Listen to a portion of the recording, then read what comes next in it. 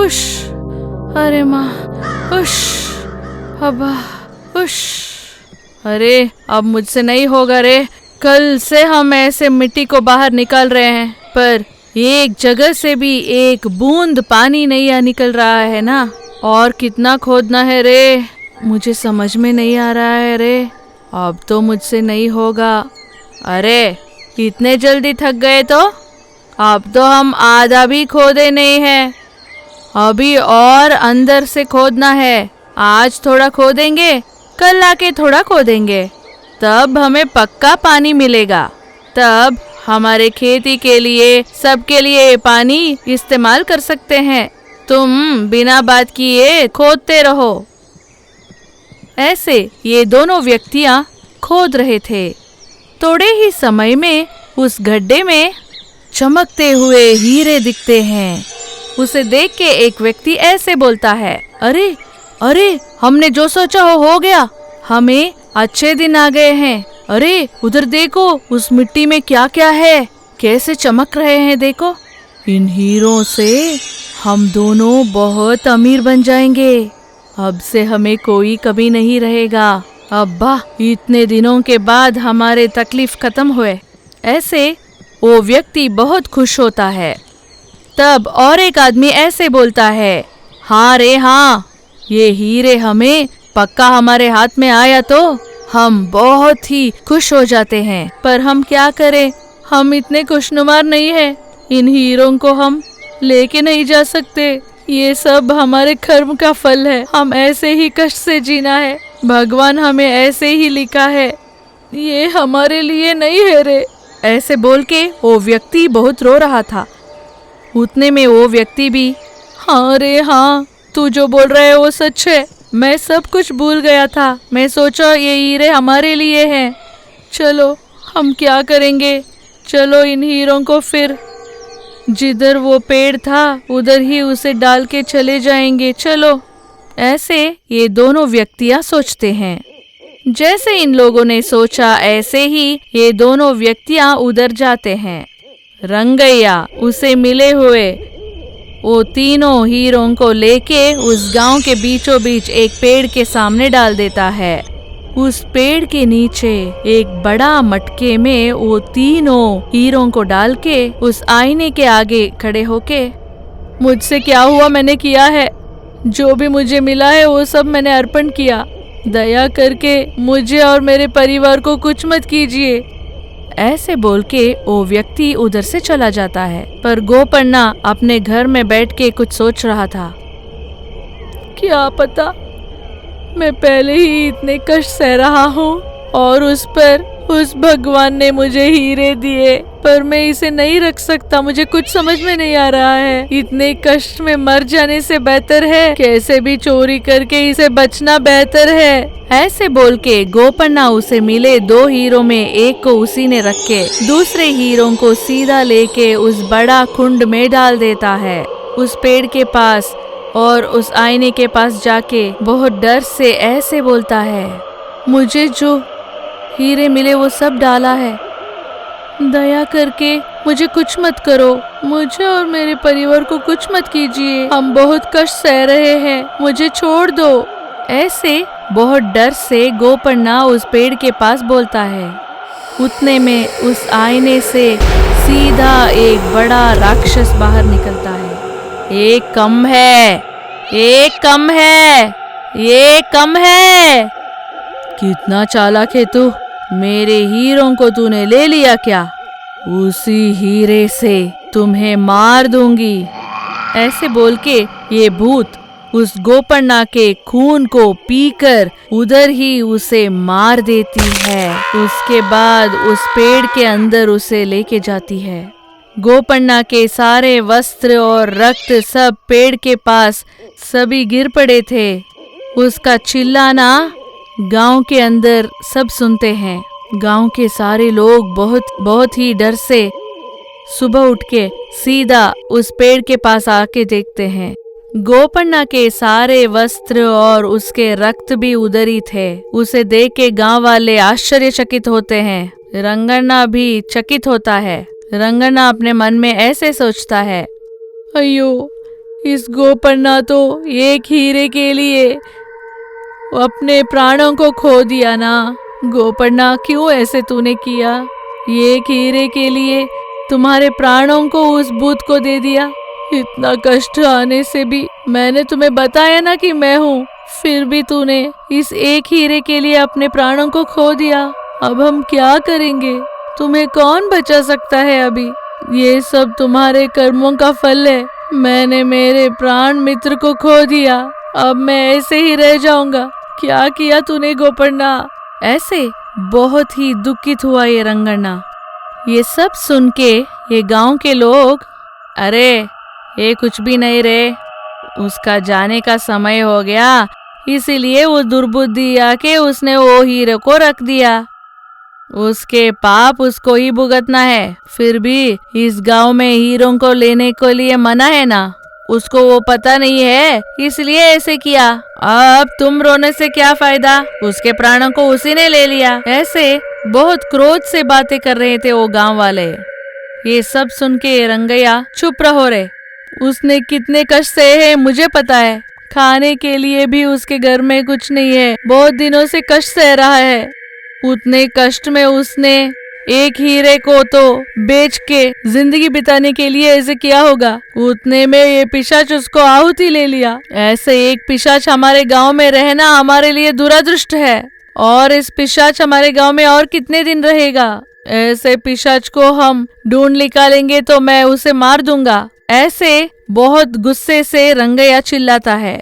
ये सब सुन के उनके गांव के ठाकुर, अरे रंगैया ऐसे बात मत करो, इस पिशाच के बारे में तुम्हें पता नहीं है, ये बहुत भयंकर सा है। चलो चलो अब से इधर जाएंगे और गांव के ठाकुर को ये सब बताएंगे। चलिए चलिए। ऐसे बोल के सारे गांव वाले गांव में कोमटैया के घर के पास आते हैं। फिर ठाकुर साहब को देख के, साहेब साहेब, गोपन्ना उस हीरे को किधर रखा है? उस पेड़ के पास उसके कपड़े और खून भी है, उसे वो पिशाच ने मारा है। हमें डर लग रहा है साहेब, ऐसे ही और बहुत सारे लोग उस पिशाच को बलि बन जाएंगे। ऐसे ये गांव के प्रजा सब बताते हैं। ये सब सुन के ठाकुर साहब, हाँ क्या? अच्छा, क्या गोपन्ना ऐसे काम किया क्या? फिर भी गोपन्ना बहुत समझदार है ना, क्यों उसने ऐसे किया? एक हीरा के लिए अपने प्राणों को खो दिया क्या? अरे इस गोपन्ना तो बहुत अच्छा आदमी था, सारे गांव वालों को अपना मान रहा था। ऐसा वाला गोपन्ना को उस पिशाच ने आहुति ले लिया तो मुझे तो बहुत डर लग रहा है। बताइए ये सब कब हुआ रे? ऐसे गांव के सरपंच वो गांव वालों से पूछता है। ये सब सुन के वे लोग ऐसे बोलते हैं, इसी दिन कल सुबह हम दोनों एक गड्ढे को खोदने के लिए उसके खेत में गए थे। तब ये खेत ही में हम ये खोदते समय हमें वो हीरे मिले और हमें उसकी इच्छा हुआ। उसके बाद मैंने वो हीरों को लेके वो पेड़ के पास डाल दिया, पर ये गोपन्ना ये हीरे को उसी के पास रखा था, इसलिए वो पिशाच गोपन्ना को मार दिया। ऐसे ये प्रजा लोग ठाकुर से बताते हैं। ये सब सुनने के बाद ठाकुर साहेब, हाँ ठीक है, अब हमें करने को कुछ नहीं है, सब जल्दी जाके उस गोपन्ना के घर में वो हीरा है उसे ढूंढ लाइए, वो हीरे को ढूंढिए, नहीं तो वो पिशाच आज रात गांव के अंदर आके वो पिशाच आके सारे घरों में जाके सबको मार जाएगी। जल्दी से उसके घर जाके वो हीरे को आप ढूंढ के उसे उस पेड़ के पास डाल दीजिए। जाइए गोपन्ना के घर में ढूंढिए। ऐसे ठाकुर साहेब ने गांव वालों से बताया। पर इस गांव का नाम क्या है? इस गांव में जो है वो हीरों का भूत के क्या संबंध है? इस गांव के नाम लोतुगट्टुपालम। इस गांव को एक प्रत्येकता थी। इस गांव में किधर भी खोदते हैं उनको उधर हीरे दिखते थे। उन हीरों को कोई भी लेंगे अगर वो अपने लिए रख देते हैं तो, नहीं तो अपने लिए उन हीरों को नहीं रखना है। ऐसे मिले हीरों को बहुत दूर उस गांव में वो एक पेड़ है, उसके नीचे उस कुंड में सारे हीरों को डाल देना चाहिए। अगर कोई भी उस हीरों को अपने लिए रख देते हैं तो इस गोपन्ना के जैसे ही मर जाते थे। ऐसे ही बहुत ही सालों से ऐसा ही हो रहा था। पर ऐसे डाले हुए हीरे सुबह उठ के देखेंगे तो उधर नहीं होते थे। उस हीरों के पिशाच फिर आके उन हीरों को उस पेड़ के अंदर लेके जाती थी। हर रोज ठीक रात 1 बजे जो भी हीरों को डालते हैं वो पिशाच आके वो पेड़ से बाहर आके वो हीरों को लेके चले जाती। आहा, आहा, आहा, हीरे हीरे, हाँ हीरे हीरे। और कितने साल इन हीरों के लिए मुझे इंतजार करना चाहिए।